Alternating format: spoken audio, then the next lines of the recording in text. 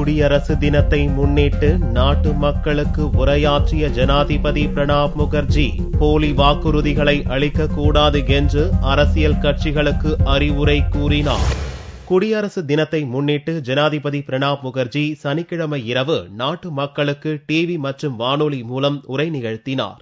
கடந்த 10 ஆண்டுகளில் இந்தியா வேகமான பொருளாதார வளர்ச்சியை அடைந்துள்ளதாக பெருமிதம் தெரிவித்தார். நடக்கவிருக்கும் 16வது லோக்சபா தேர்தல் மூலம் மத்தியில் நிலையான வலுவான அரசை மக்கள் உருவாக்க வேண்டும் என்று வேண்டுகோள் விடுத்தார். நிலையற்ற அரசு அமைந்தால் சந்தர்ப்பவாத சக்திகளுக்கு வாய்ப்பளித்துவிடும் என்றும் அதன் மூலம் நாட்டுக்கு பேரழிவு ஏற்பட்டுவிடும் என்றும் ஜனாதிபதி எச்சரிக்கை விடுத்தார். இலவசங்களை அள்ளி வழங்கும் ஐக்கிய முற்போக்கு கூட்டணி மற்றும் அதிமுக, திமுக போன்ற கட்சிகளை குறை கூறும் விதமாக அரசியல் கட்சிகள் போலி வாக்குறுதிகளை அளிக்கக்கூடாது என்றும் அரசாங்கம் ஒன்றும் தர்மஸ்தாபனம் அல்ல என்றும் ஜனாதிபதி கூறினார்.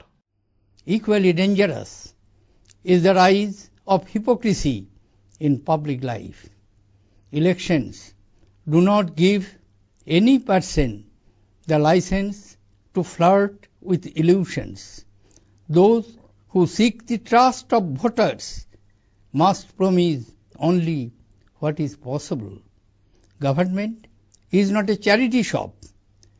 Populist anarchy cannot be a substitute for governance.